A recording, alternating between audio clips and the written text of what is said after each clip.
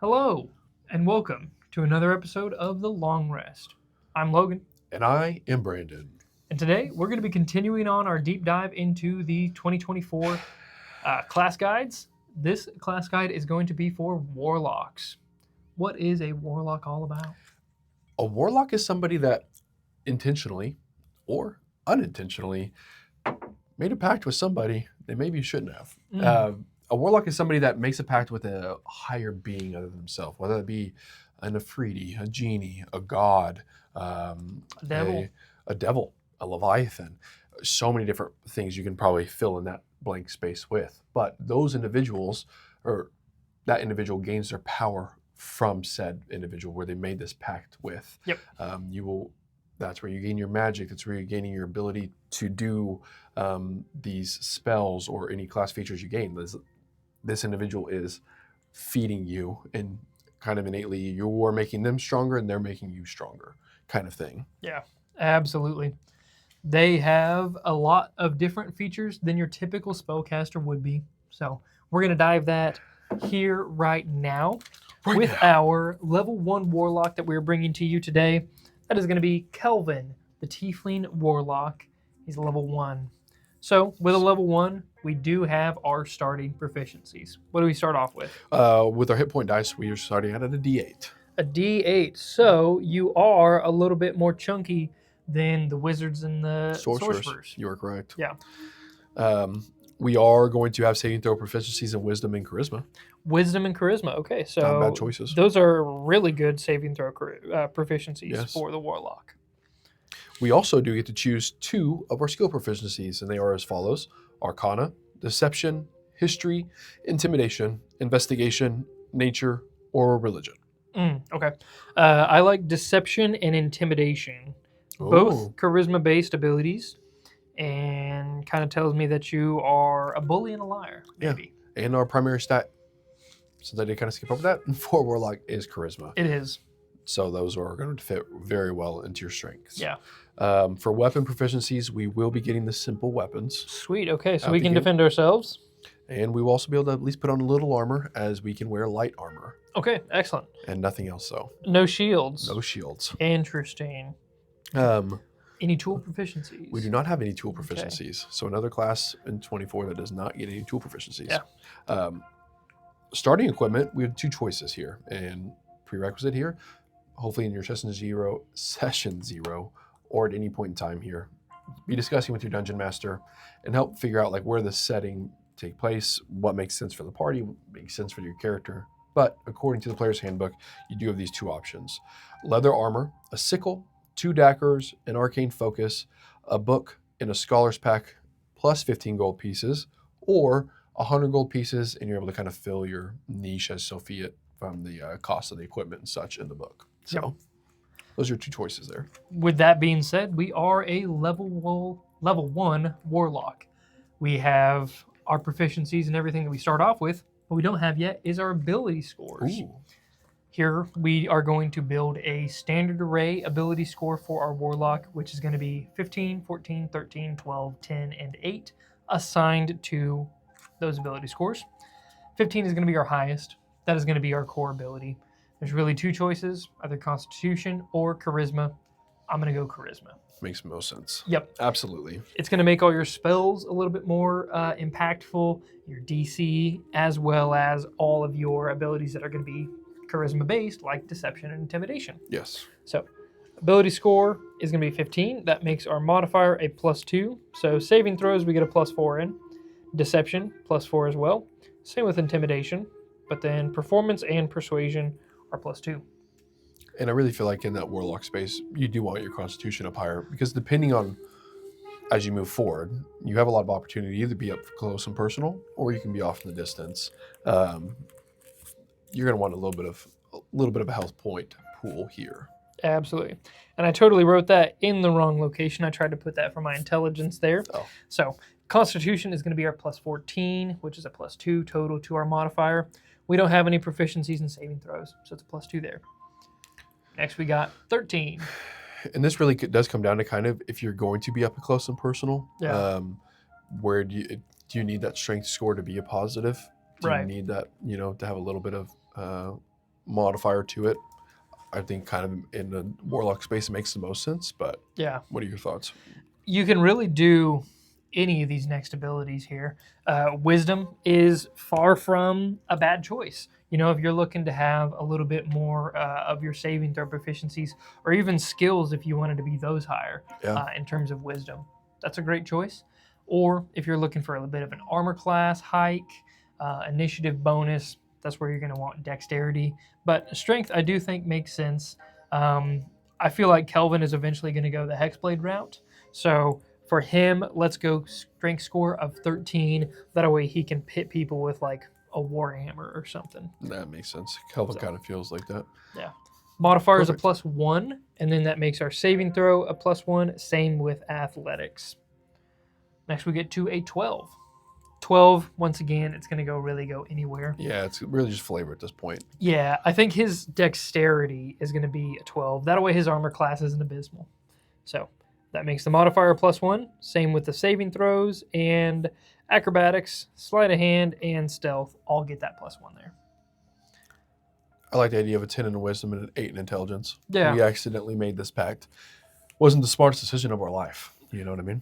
Truth be told, if you're thinking about it, wisdom's more like street smarts. Street smart wise, you know not to get into a deal with the devil. That is smarter. Yeah, let's do a little flipperoo Yeah. on old Kelvin here. Sorry, buddy.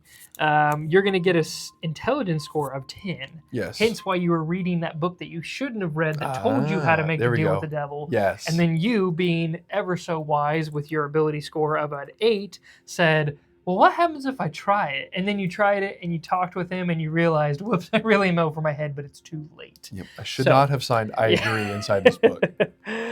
Your intelligence is going to be a +0, which means saving throws, arcana, history, investigation, nature, and religion are a +0. Your wisdom is that -1 modifier because you do have an 8. So saving throws, since you do have proficiency, that is going to be a +1. Then animal handling, insight, medicine, perception, and survival are -1s.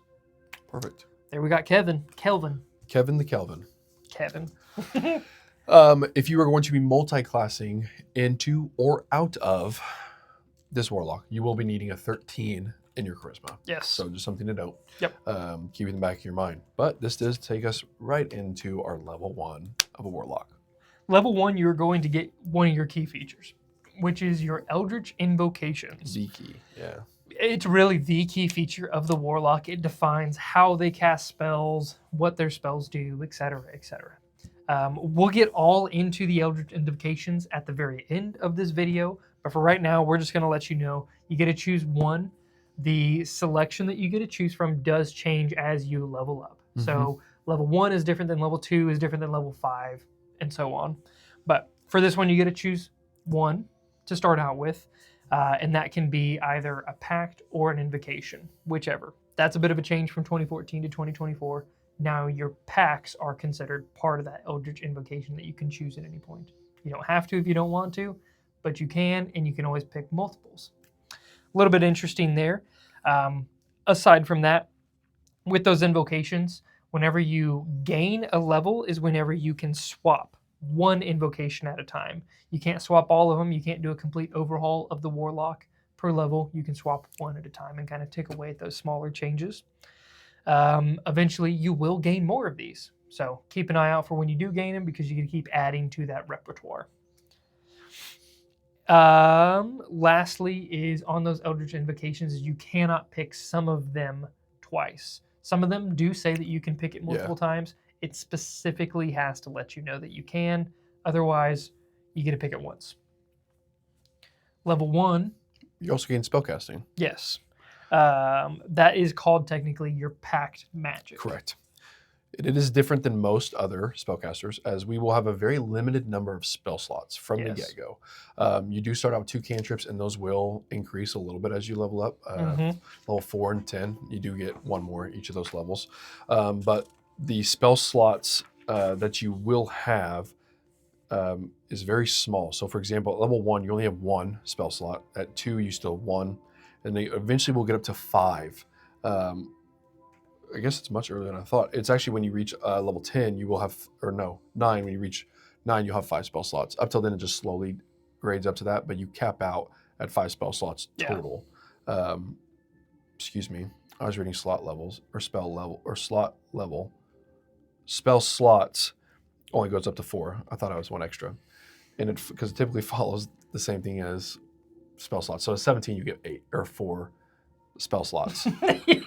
Goodness gracious. So you gypped that one all I up. did. I was Yes. like, this doesn't seem right. That's the spell level. You reach the 5th level spell slots at 9th because it follows the same progression. Correct. But the spell slots total, they mimic your spell levels like in the other classes. So in those same big instances, you gain another spell slot. So it is slower. But at level 17 is when you unlock 4 spell slot levels. So as you can tell, it is a much slower progression of availability of casting those spells. But there are many things along the way here with the Warlock that kind of change that factors and makes it very interesting. So sorry to confuse you. Most of your time spent as a Warlock, you're going to have 2 to 3 spell levels or spell slots that you can cast in any time. Big thing with the Warlocks is, as opposed to other spellcasters, that you can choose the spell level that you choose it at, or that you cast it at. Instead, Warlocks cast it at the highest level that you have available. So instead of having 3 first level spells and 2 second level spells, you just have 2 second level spells, and you can only cast first level spells as second level. So every single time, it is the most powerful spell that you can cast at any point. That also means it's permanently upcast, dealing either extra damage, extra targets, extra effects, whatever they are. So it does follow the same effect as some of our other spellcasters. So when you do level up, you are able to change one of those spells. Yep. You are going to have a main spellcasting ability of Charisma, because that is our main primary stat. And you will need a focus of some kind in order to cast those spells. Correct. It is interesting. You do get a lot of options as a Warlock for spells. You will have a lot of prepared spells. It's kind of it'll make you sad when you see how many spell options you will have with a limited number of spell slots. Yeah. You do get a lot, and it climbs up quickly. So yep, don't be discouraged. That's all. I was just going to add that in there. It's kind of like being in the ocean, but being thirsty, you know? Yeah. You can't drink that water. Yeah, that is true. So take us to level 2, Logan. Yes. Level 2 is where your Warlock is going to get a lot more powerful, because obviously you are going to be gaining those extra invocations. Let's see, you gain 1 more invocation, is that correct? At level 2, we actually gain 2, so we jump up to 3 evocations. Oh, okay. Invocations, not so you get 2. You start off with 1. Correct. You hit level 2, and now you have 3 total. Yep. So not only can you change your first one, but you can also grab 2 others to really change out whatever they're going to be doing. On top of that, you also get Magical Cunning as your feature. What Magical Cunning is you can perform an esoteric rite for 1 minute. At the end of it, you regain expended packed magic spell slots, but no more than a number equal to half your maximum, rounded up. Once you use this feature, you can't do so until you finish a long rest. So what that means is, even though you have so very few spell slots that you actually can cast, say if you ever wanted to regain them, you can spend 1 minute, not a full short rest, which is really cool. This isn't, big difference. Yeah, you can spend 1 minute to regain them, but it is half the maximum rounded up. So say you have 3 spell slots, you can only technically regain up to 2, because it's half, which is 1.5, rounded up makes it 2. Which is a very important keyword here. Rounded up, we don't see very often. No. In D&D, typically it's rounded down, and that does make a significant difference when you're only talking about 2 or 3 or 4 spell slots. Yeah. That rounded up is nice. And only taking a minute. Yeah. Typically, Warlocks were kind of synonymous with gaining those spell slots after a short rest before. Yes. So taking a full hour. Now that you just need a very fast reprieve in order to regain these, and I'm back in the fight, that's a very big buff. Yeah. Even if you're out of the fight entirely and you need to take that full minute, that's only 10 rounds of combat. Surely nothing will change that quickly, right? No. But no, that is very cool. It's a massive change because that short rest is kind of limiting. Yeah. You know, you think you can really throw it in everywhere, but truly, sometimes situations do not allow for a short rest, and the Warlock is going to need it. But for 1 minute, man, you can spare 1 minute to regain those spell slots. Yeah. Huge. And of course, you can only do this once per long rest. I don't know if you said Yes, that, but I did, but it's great to rehash it. Yeah. Yeah. Which takes us to level 3, and now we get our choice of our subclass. What are our subclasses? We are getting to choose from the Archfey, the Celestial, the Fiend, and the Great Old One. Yes. Which, if I remember right, these are all from 2014 in general, just They reworked for the 24. Yeah. But this is where that flavor of where you are gaining this pact magic is really nailed down. Yeah, for sure. As you can tell by those names. Level 4 is going to be an ability score increase or a feat. You know, I really think the Warlock, this is going to be a quick sidebar, the Warlock really does help you lean into the feats because a lot of those feats are going to be dependent upon what Warlock patron that you actually have. There are a lot of feats that have the Fey Touched, which are going to be massive because they're going to give you those spells that are prepared and you can cast them for free at a first level. Things like, I think the one for Fey Touched, if I'm remembering correctly, don't quote me here, maybe it's Misty Step, right? So instead of upcasting it to, you know, for like a second level or whatever spell slot you have available as a Warlock, it gets cast for free at a first level spell. So you're not wasting them, you're still able to do it, and it expands that list of spells that you do have available because since it is prepared, you can cast it as a leveled spell too. Yeah. So I really do like those weird feats that kind of shoehorn you into like, oh, I have this fiendish touch. I have a touch from the Shadow Realm or the Fey Touched. Those are really going to be applicable for Warlocks, I feel, because they give you those extra spells, but at the same time, they're not spells that are going to eat away at your Warlock abilities. So, interesting. Yeah. Sidebar, done. No, absolutely. Level 5 for a Warlock, not much is happening. However, you do gain third level spells. You also gain A subclass feature. You do. At 5th level, you do. It's one of our early ones. Really? Yeah.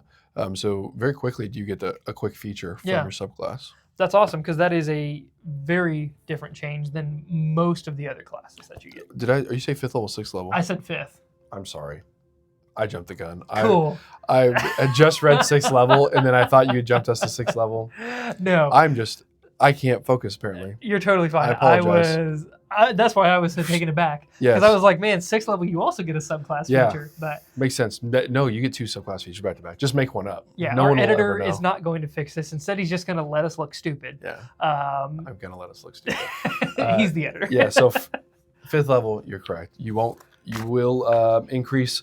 Let's see here on our spell levels. We'll still be 2 spell slots, and we're still at 2nd level. So 5th level, you're kind of. Are you sure 5th level doesn't give you 3 level spells? Oh, it does. Yeah. Oh, it gives you slot level of a 3rd. Okay. So so you do get a little increase there. Yeah. So you're able to cast up to 3rd level spells, just like your typical spellcaster. You keep up with their progression. Yes. But again, your spell slots are going to be limited to 2. Yep. Takes us 6th level. Now is when we will gain that first subclass feature. Yes. And then I'm going to pass this back to Logan because he can speak and his brain communicates apparently with his mouth and where his mind is not. Please, 7th level. I'm so glad you gave this to me. It's a hard one. Level 7, you get nothing other than spells. Which is, you'll be up to that 4th level spell slot. Or 4th level spell, excuse me. So you are staying in progression of the spellcasters. 8th level, just our normal ASI or feat. Yep. Level 9 is going to be Contact Patron. So this leads into a lot of the flavor of the Warlock themselves. It says that in the past, you usually communicated with your patron through intermediaries. Now you can communicate directly with them. So no longer do you get on the hold line or the voicemail. You got their direct phone number. You always have the Contact Other Plane spell prepared. And with this feature, you can cast this spell without expending a spell slot to contact your patron. Specifically to contact your patron. Yeah. So it's not like you can just contact other planes willy-nilly for free per day. You can do that if you spend the spell slot, but without spending the spell slot, it's just your patron that you're contacting, and you can automatically succeed on the target's spell saving throw. So Basically meaning if they're trying to resist you contacting them, you say, nope, you got to answer me regardless. Like, it doesn't even ring. It's just you're talking to them right then and there. It's a big change. Definitely maybe give your DM a warning. Yeah. And have that conversation ready. You say, hey, I do have this ability now, and maybe everything's been really quiet so far up to this point, but I would like to have a little more communication with Patron. Yes. That way they can prepare, because that is a drastic, kind of forcible conversation that can be had, I guess. Don't sideline your DM with this ability, or else Yeah. you're both going to be very disappointed. Yeah. You're going to sit there and go, cool, I wish I got more out of that. And they're going to be sitting there going, sweet, I wish I knew that this was coming at level 9. You know, Yeah. we've been in this for what, 40 sessions probably at this point, and finally we're bringing this up. Yeah, I would definitely contact your DM, who is your patron, before you contact your patron. But no, that feature will lead to a lot of hopefully cool thematic moments, and I could see great storylines and hooks and arcs Yeah. because of that. So Yeah, it really does say, since it is one of your features, and it's one of the very few features you do get as a Right. spellcaster with the Warlocks, you really want to use it. Yeah, absolutely. So you want to make sure it's important. I would have that conversation as soon as you can. Maybe even early on in the game, talk with the DM about what your relationship with your patron is going to look like. That way it's established, Yeah. and you're not trying to figure it out on the fly or when it happens at level 9. Yeah, absolutely. One important thing Yes, please. about this, before we move on, is that you can only do this once per once per long rest. Okay. It does not reset. You get once per day that you can contact your patron. Takes us to level 10, which we are going to gain our next subclass feature. Yes. That's and there's that, level 11. Level 11 is actually a very, very good one. This is Mystic Arcanum. Your patron grants you a magical secret that you will call a Arcanum. Choose one level 6 Warlock spell as this Arcanum, and you can cast it once without expending a spell slot. And you must finish a long rest before you do so again. This is huge. Yeah. It's a level 6 spell that you can cast once per day for free. Pick wisely. Don't pick like a first level charm person. You know, I'm sure that's very useful to be able to do for free once per day, but this is a free level 6 spell. You know, make sure it's worth your while to be able to cast it once for free every day. Absolutely. And this is, your Mystic Arcanum is really the secondary core of a Warlock class, which you do hit on the back end here, but it's something that it is a very common progression as we go across the board here. Yeah. So as we hit like level 12, we get another ASI or feat. And then as we hit into 13, where all your other like wizards and sorcerers are getting 7th level spell slots, you now get a 7th level Mystic Arcanum, if you will. Yep. So you get Mystic Arcanum and you get to pick a 7th level spells. Now you get to cast for free. So that stays verbatim, you know. Very cool. And it opens the doors a lot. Yeah. One thing I'm not quite seeing in the verbiage, and it's something that I would love to dive into, is whether your 6th level Arcanum, if you can cast that once per day for free, and your 7th level Arcanum. Because it doesn't say in the verbiage that you cannot, and that it does not replace your Arcanum. But what it does say is you can cast your Arcanum spell once without expending a spell slot. So I don't know if these two, your level 6 and your level 7, are just considered that one Arcanum spell that you can cast per day. I would say that they are all independent, because the last sentence that follows, it says you regain all uses of your Mystic Arcanum when you finish a long rest. So you only have one use. So the fact that it's plural would mean that you would have one use per 6th, 7th, 8th, and 9th. That's kind of what I was seeing it as well, which does make it very powerful. Yeah. Because then you have more than just a few spell slots that you have. You can always cast these spells with a spell slot, but then once per day you at least get this massively impactful spell. Yeah, which it has to be the level of the Arcanum too. So like you have to pick from the 6th level Warlock. Correct. So you wouldn't be able to downcast it at all, because we already maxed out at our 5th level spells. Yeah. So just like everything else too, and maybe I cut you off and I jumped the gun here, but you are able to replace one of your Arcanum spells with another of the same level when you gain a level up. Yeah. it feels like you're never kind of stuck in any type of permanence at all.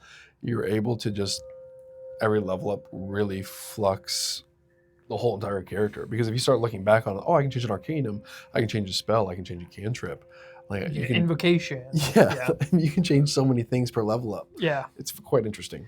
And that is a good distinction that you pointed out, is that it cannot be a lower level spell than what that Arcanum grants. Yeah, correct. So even if it gives you 6th level spells for the Arcanum, you can't go back for 5th level. Yeah. It does actually have to be a 6th level spell. Yeah, it has to be picked from the Warlock 6th level list. Yeah. So it has to be, it's only locked to those. Typically, you're much less. I don't know sure what it is, 10 options, 12 options, whatever it is in that list. Yeah. But so I took us up to 13. 14 is a subclass feature. Subclass. And that leads us right into 15, which is another Mystic Arcanum. These are very common in your late levels as a Warlock. Every other level you get one of these, and they just keep increasing in the spell level that you gain. So exact same features that you do have. You can cast it once per long rest for free. This time, at level 15, you get a level 8 spell that you get to do this to. Yeah. Which takes us to level 16, and it's our last ASI, so ability score improvement and or feat. Yep. Then takes us to 17, which is the bread and butter. You get that 9th level Mystic Arcanum at your disposal. 1 9th level spell for free per day. Pretty crazy. Yeah. Yeah. Get absolutely crazy with that. I mean, technically, that's a wish right there. Yeah, for sure. What? Or, I don't even know technically what's on the wizard or the warlock spell list at 9th level. So yeah, I feel like wish is on there, but it not very well 100%. Yeah. I mean, hopefully there used to be a genie subclass. So that is true. Level 18, you don't get any class features. This is just a pretty boring one where you're getting more spells. And as a quick flip in the book, there is no wish. Oh, really? Unless you were to get it from your subclass, which I'd have to look. I don't think they get them either. Yeah, so you'd be at your 9th level warlock spells are Astral Projection, Foresight, Gate, Imprisonment, Power Word Kill, True Polymorph, and Weird. Weird. True Polymorph, one of the coolest Gate, spells. Power Word Kill, and Foresight, all of those being able to cast for free once per day, that's pretty crazy. Those are game-changing spells, especially Foresight. Wow, I like that. Yeah, True Polymorph is one of my favorites. Yeah. Level 19 would take us to our Epic Boon and or Feat, which you're probably going to communicate with your Dungeon Master at that point. Yep. And level 20 is you are an Eldritch Master. When you use your Magical Cunning feature, you regain all expended Pact Magic spell slots. So that Magical Cunning feature was all the way back on our level 2 feature. Yeah, it's our level 2 feature. So anytime you use that, you regain all uses of your spell slots, which is so nice because at the end of the day, you're going to burn through them. Yeah, that's a pretty nice capstone, I think. It is. Given the fact that that's the one where we would divide it by 2, round up. So now given 5, I guess you'd still be able to regain 3 of them spell slots, but the fact that you can regain all 5 of them is pretty strong. You gain 40% of your spell slots. So, and it's just whenever you use that Magical Cunning feature. Correct. Which I believe we don't get any more uses of it. So I think we can only do it once per long rest. Dang it. Okay. So, yep. I was hoping that verbiage was going to give us a little bit extra of a boost, but nope. It tells us that you still get it once per day. Now that being said, given if you can muster out a minute, now that gives you 10 spell slots. Yeah. So you're not bad on the spell slots, at least. No, not at all. Like we said earlier, we are now going to work into our Eldritch Invocations. We took the time to compile these in the list that you will get them from your Warlock level. Yes. So they will be in order. So we're going to work on them from level 1 to technically the last one's level 15-ish, somewhere right there. So classically with the invocations, there used to be a little bit separate of a subsection that were called the packs. Now the packs, you can take them at the same time and in lieu of any of the invocations that you do take. So you get those 3 packs at level 1. You can pick one and or multiple of them at any point. What the first one is Pact of the Blade. As a bonus action, you can conjure a packed weapon in your hand, simple or martial melee weapon of your choice with which you bond. A creature, you create a bond with a magic weapon that you touch. You cannot bond with a magic weapon if someone else is attuned to it or another warlock is bonded with it. Both of those are pretty situationally dependent. Yeah. But what you can do with that bonded weapon is that until that bond ends, you have proficiency with it. So even though we only have simple weapon proficiencies, now you can have that martial weapons proficiency. Yes. Huge. You can also use it as your spellcasting focus, which Also means it very can important. be in your hands at the time of casting. You don't have to have a free hand to Right. be able to cast material, somatic, verbal components. What you do is whenever you attack with that bonded weapon, you can use your charisma modifier for the attack instead of your strength. So that way you do not have to rely on your strength modifier. You got your charisma modifier, your spellcasting modifier to deal that damage for you. Attack rolls and damage rolls both get to use charisma instead of strength or dexterity. And you can cause the weapon to deal necrotic, psychic, or radiant damage, or its normal type. That's huge because you're going to be able to get around resistances with that. I love that a lot. That is a massive change to what it used to be. It's powerful. That is very strong.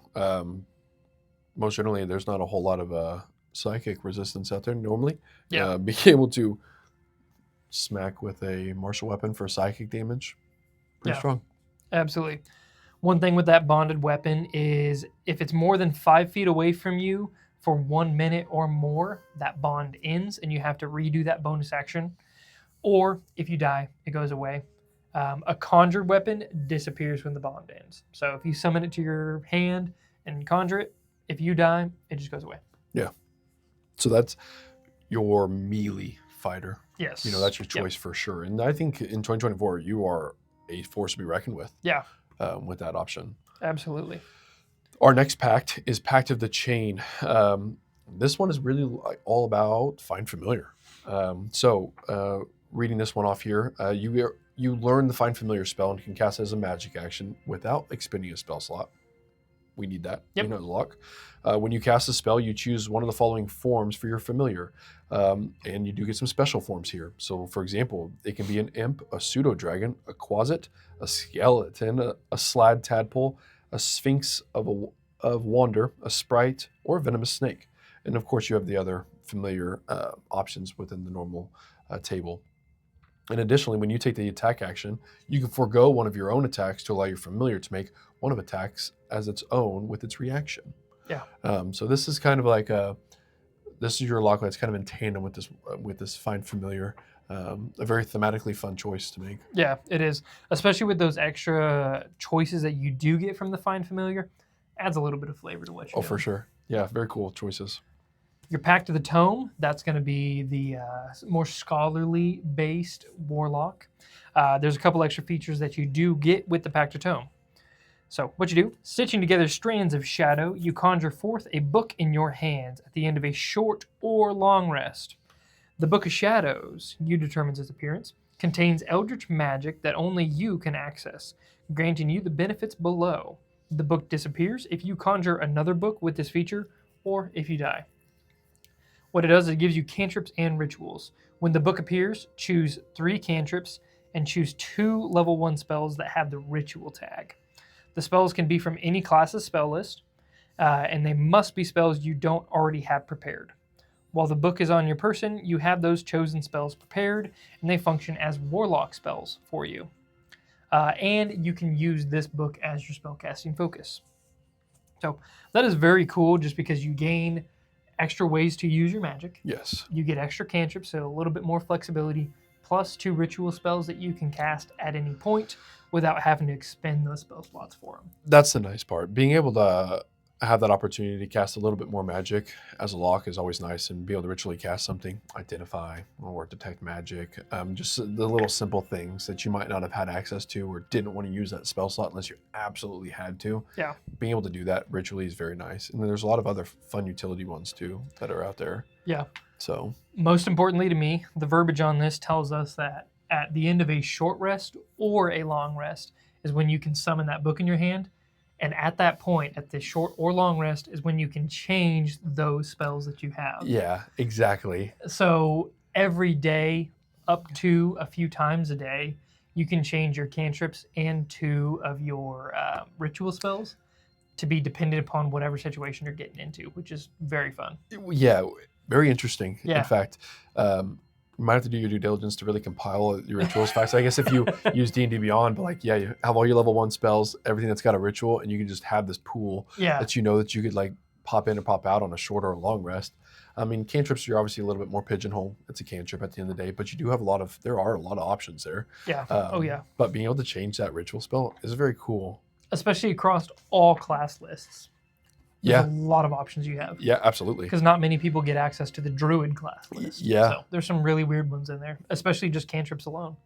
So that's all of our packed magic options here. Yes. Now we fall into the other 2 Eldritch Invocations, I keep saying invocations that you get at level 1, which is Armor of Shadows, and that allows you to cast the mage armor on yourself without expending a spell slot. Correct. Another huge bonus because this is going to let you not spend spell slots. Yes. Of course, you always can if you want to, but I don't know why you would with this feature because you just get mage armor. Yeah, and go ahead. Nope. I was just going to say, this is, as we went through the normal class, it kind of feels a little bit lackluster, but as we start to cover these invocations, I keep combining the words, invocations, and you start to see how many options you get to not cast spell slots for things, shows you the real power of what a warlock can be. Yeah, absolutely. Then you can also choose Eldritch Mind, which gives you advantage on Constitution saving throws to maintain concentration on any of your spells.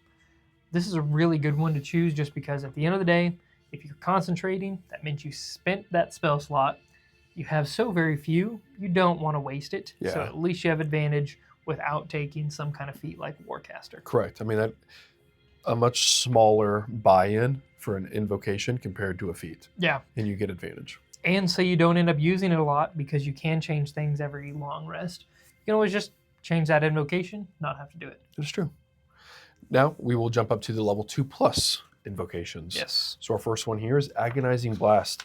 Of course, you will have, and I guess I'll preface this. This, of course, means you can't pick these at a lower level than this. So you have to be that level or above to pick these invocations. Correct. So with Agonizing Blast, you pick a Warlock cantrip that deals damage specifically, and you get to choose that one and add your Charisma modifier to that damage roll. So kind of like your normal weapon damage, for example. Yep. Your sword is a 1d6 plus 4.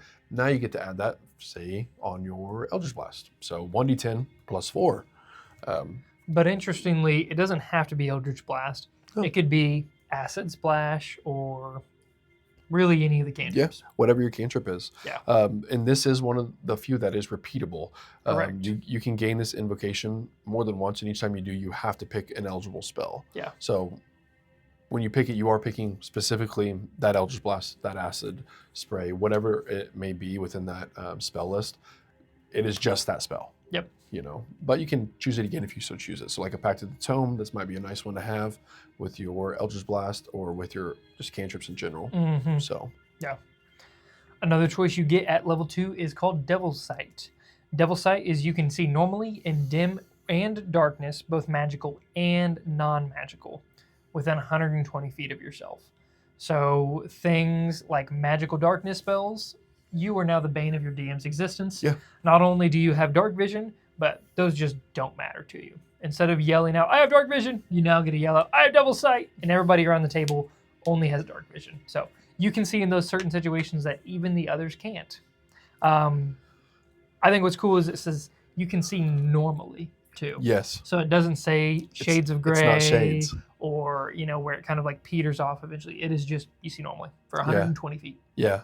Very strong. Yeah. Very strong. Very You are correct. It does kind of put the any dark-esque cavern, room, anything you go into, most generally, at least you see in a safe distance around you. Yeah. And you're definitely the party scout. Mm-hmm. For sure Yeah. from that regard. Absolutely.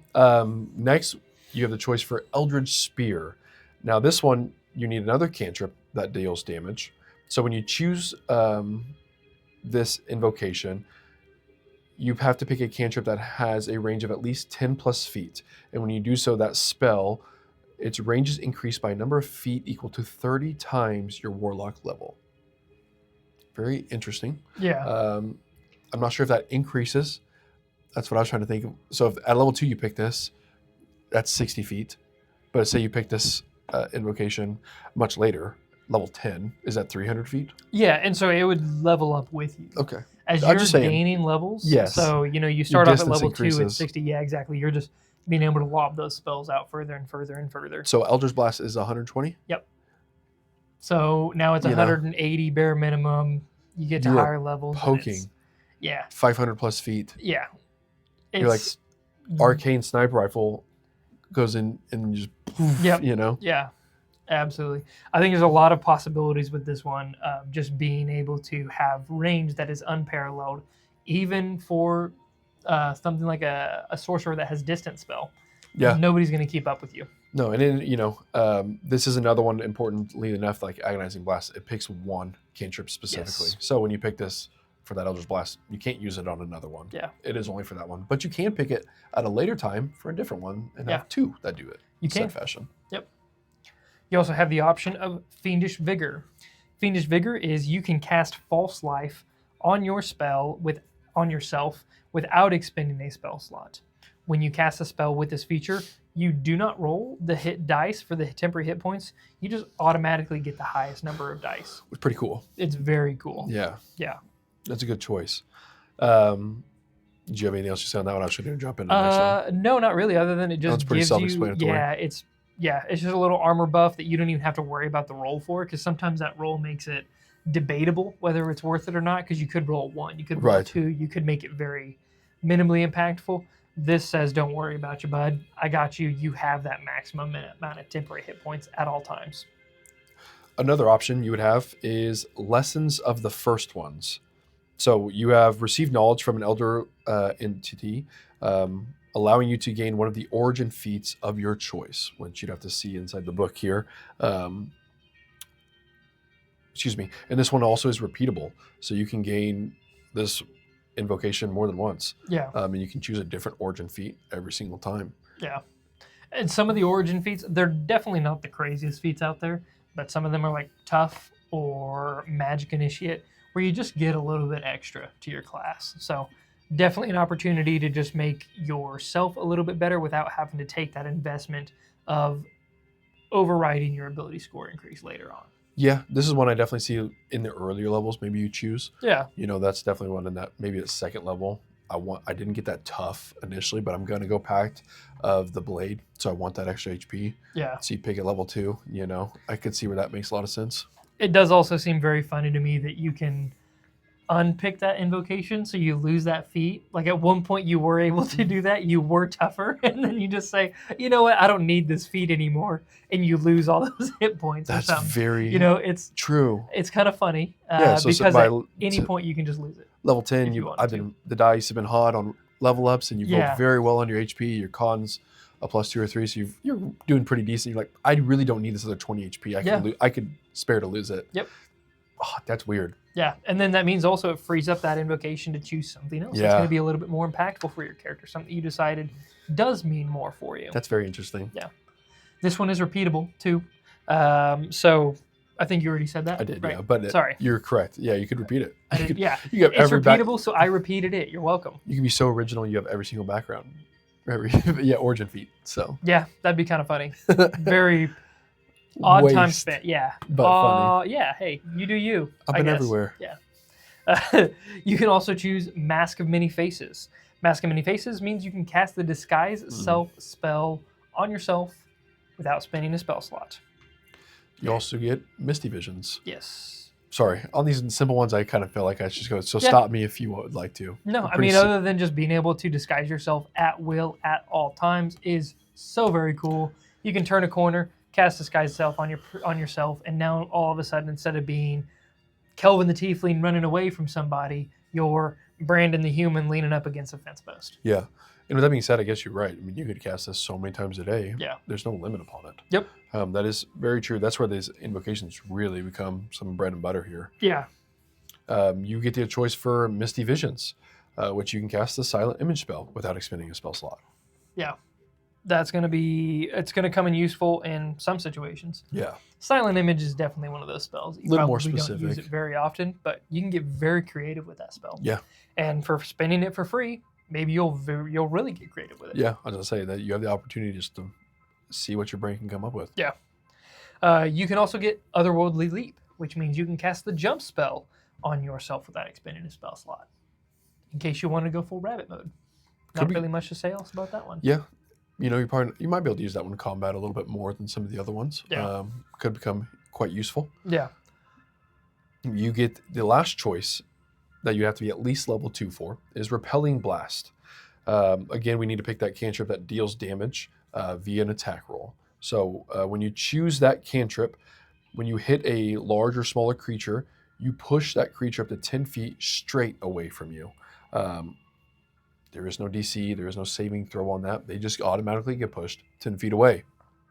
Could be very useful. If they're a larger, smaller creature. Correct. Which, I mean, most generally, that's gonna be your bulk of your battles, right? Most of your war times a year are gonna be large, smaller. It's not like you're not gonna face massive creatures, but you definitely get some interesting fights from that. Now, this one is repeatable again, just like all these other cantrip ones. You're picking one cantrip specifically for this choice, but you can pick another one at a later date or whenever you get to your next invocation choice. Yeah. So I am going to stop you here for just a brief moment to let you know just about why Eldritch Blast is the best Warlock cantrip to pick. It specifically says, when you hit a creature with that cantrip, and it requires an attack roll, Eldritch Blast is an attack roll for each spell that you cast, or each blast. So meaning as you level up, it's going to give you 2 attacks, then 3, etc. So at some point, you can push that creature back 20 feet, 30 feet, whatever. That seems icky. Yeah. Say you then put a terrain spell on them, like Spike Trap, or that's probably not Spike Growth. You can just, it's classically called the Cheese Grater. You can push them straight across that and give them 30 feet of movement, 30 feet of damage. Interesting. Yeah. So there's a lot of possibility with Repelling Blast, be that just get away from me to get the heck away from me. Yeah. Yeah.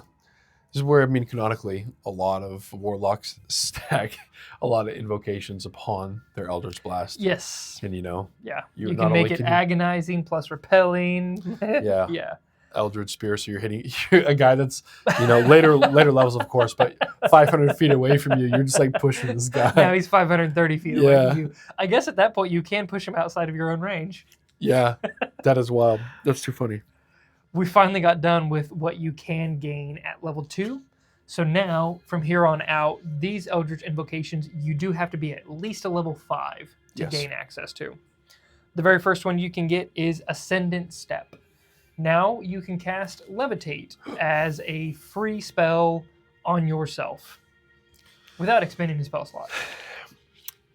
Levitate's a very specific spell, in my opinion. It is very similar to Jump and Silent Image. Yes. They're going to be less applicable than something like maybe Disguise Self. Right. But at the end of the day, if you have that in your mind to be able to levitate things, your imagination's the end of what you can do. You can be very creative with the levitate spell. And again, it is being able to use it without a spell slot. Yeah. So there's nothing wrong with that. Nope, not at all.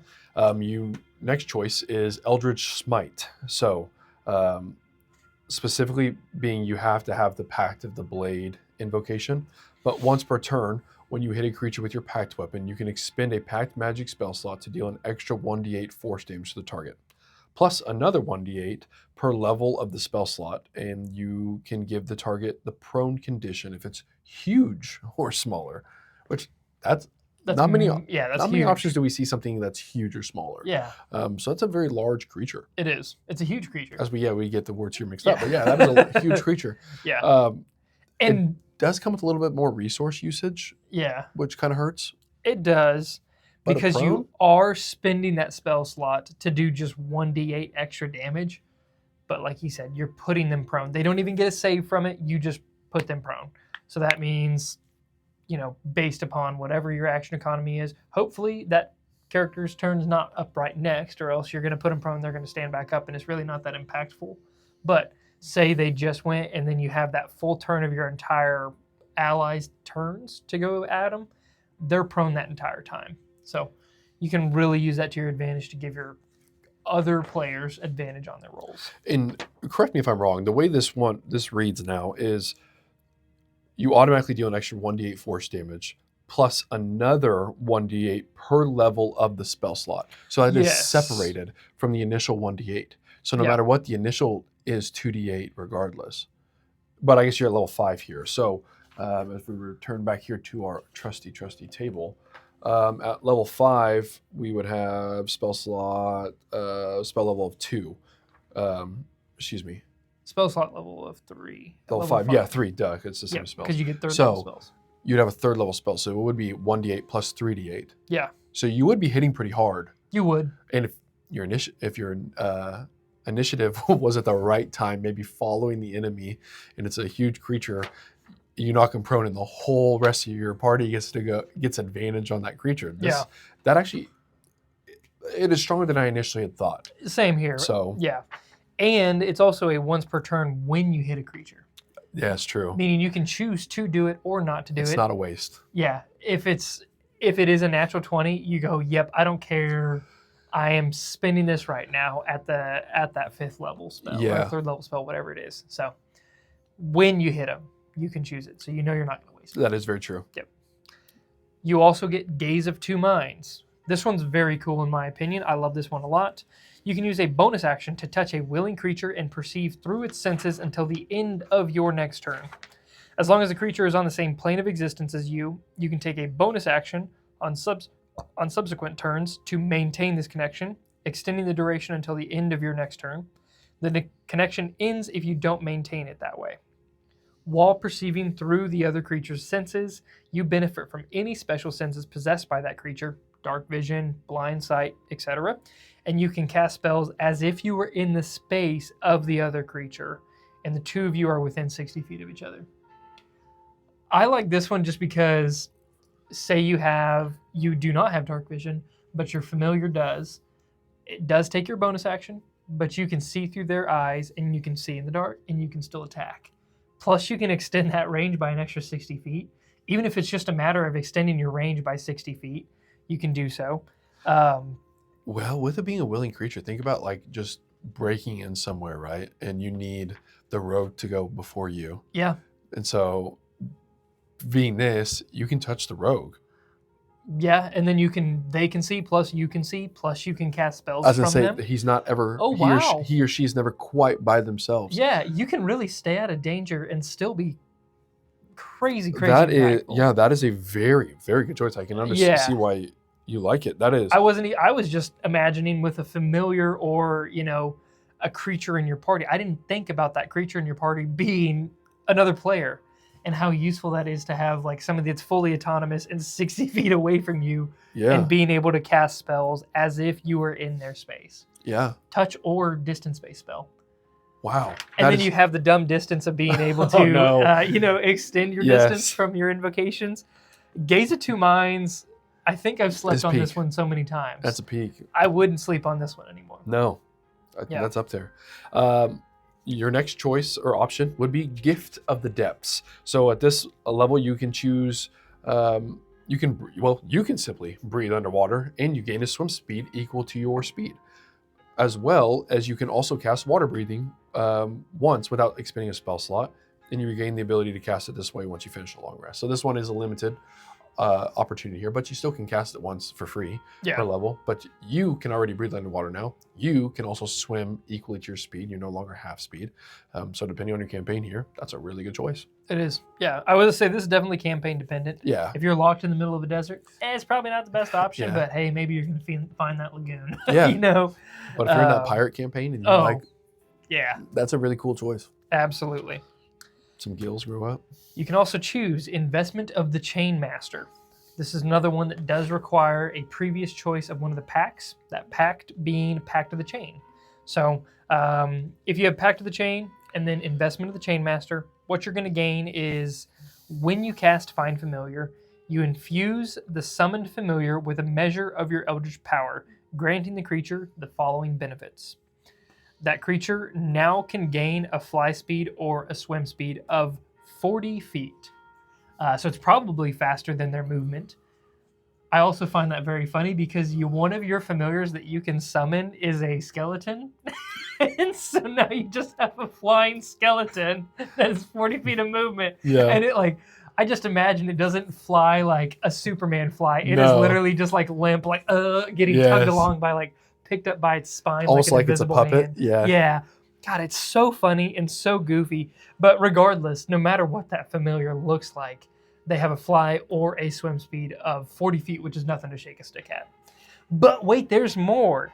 Loads more. You then get quick attack. As a bonus action, you can command the familiar to take the attack action. And necrotic or radiant damage whenever the familiar deals bludgeoning, piercing, or slashing damage from their attack. You can make it deal necrotic or radiant damage instead. So it makes it get around With different resistances or vulnerabilities, depending. And your spell save DC. If the familiar forces a creature to make a saving throw, it uses your spell save DC instead of whatever that creature's is. Big. Huge, because your spell save DC is going to be very good at this time. Theirs is going to suck. And also, when the familiar takes damage, you can take a reaction to grant it resistance against that damage. So the familiar is going to be able to have a lot of staying power from that alone. Yeah. And being able to just, at that moment, say, like, he gets resistance, could make or break that. And if you're building, obviously, Pact of the Chain is building around that familiar. Yeah. That helps a lot. Yeah, I really do think I love the changes of the investment of the Chain Master and Pact of the Chain because they make them more investing in the familiar. It's kind of, oddly enough, it's very much like what the Beastmaster Ranger, it almost has more flavor than that does. You know, to a certain aspect. And this isn't even, this is just normal class. You know what I mean? This isn't even a subclass specific, you know? And then tag that with Gaze of Two Minds and you're a monster. Absolutely. You're a skeleton that's puppeted by a flying hand, 40 feet zipping around the battlefield, just dropping fireballs. I don't know. This is great. Another option you would have once you reach the 5th level at minimum would be Master of the Myriad Forms, which you can now cast Alter Self without expending a spell slot, which Alter Self is a very cool spell. It does. It gives you a lot of different flexibilities and environmental effects for yourself.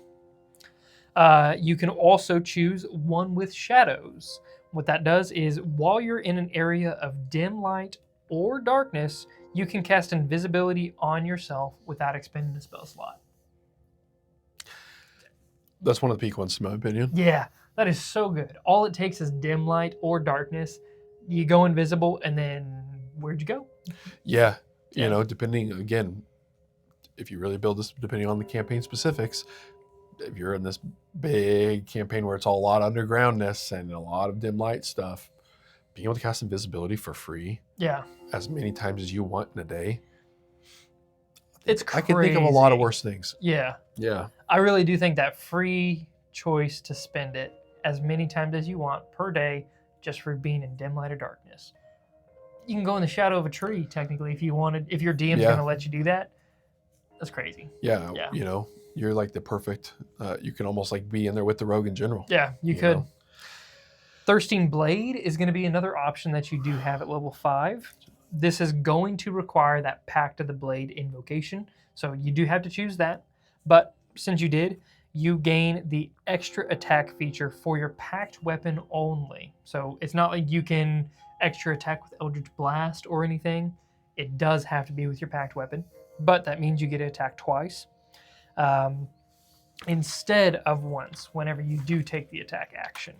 And spoiler alert, that gets better. You can increase that. Yeah, and it definitely keeps you on par if you really want to be that Pact of the Blade, kind of mix this with a little bit of spell casting ability and be that up close melee character. Keeps you on par with the fighter, the barbarian, all that kind of stuff in that realm. Definitely. Our next option here is the only one we get at level 7+, which is called Whispers of the Grave. And you can cast Speak with the Dead without casting a spell slot. Yeah. Without expending a spell slot, rather. Very situationally dependent. Yes. But hey, maybe, I mean, you're an adventurer. I'm sure you're surrounded by dead bodies that could give you some information that you might need. So. Yeah, absolutely. Yeah. Again, the option to just cast it.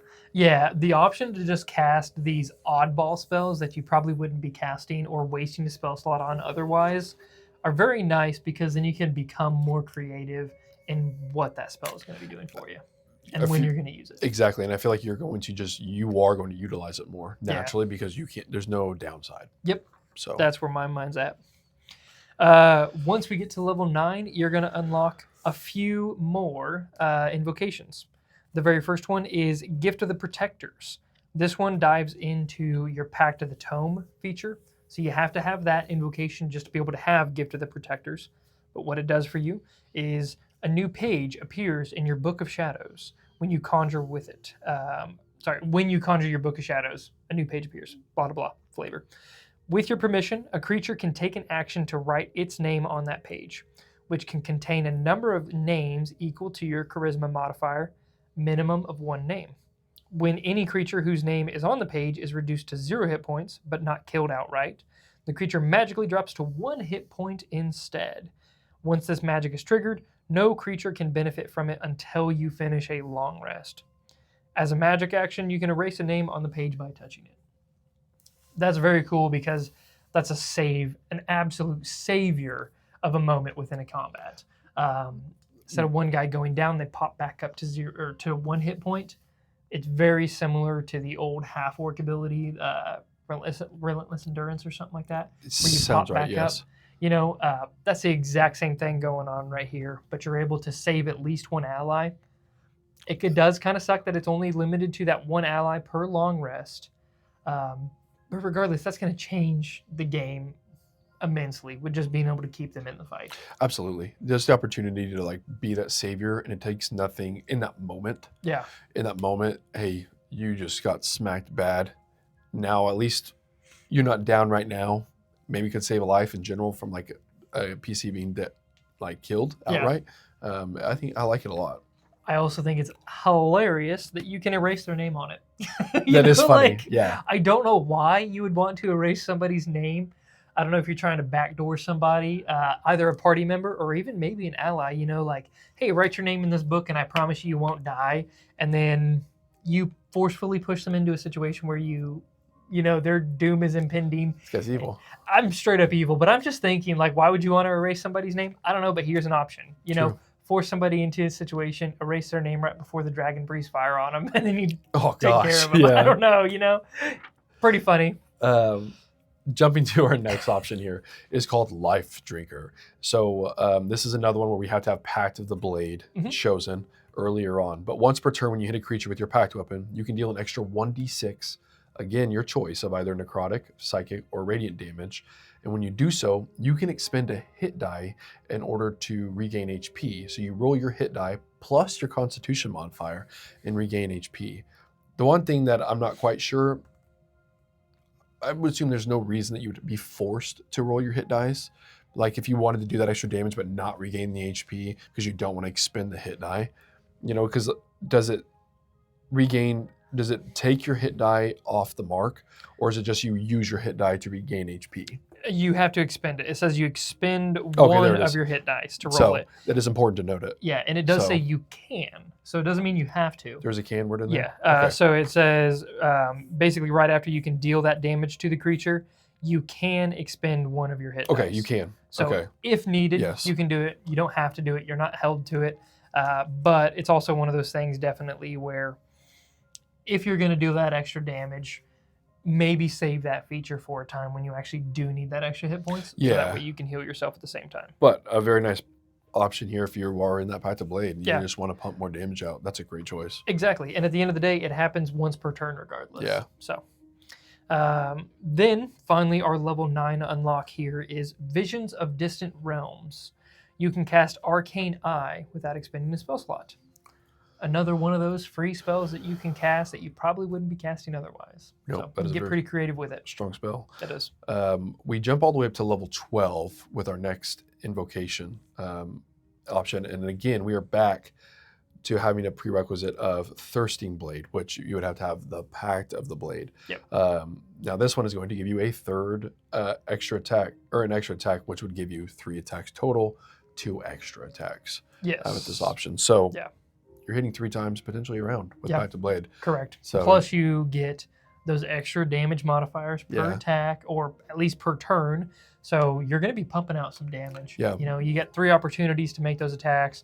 Hopefully one of them's a crit, or because at that point it's what, a 15% chance. My math's not wrong. Yeah, with 3. Yeah. Yeah. And so, in being based around that charisma side, you don't have to worry about trying to split your stats here, so you can really focus on your charisma because you have no reason not to. Correct. So you are probably hitting pretty hard. You have a good plus to hit.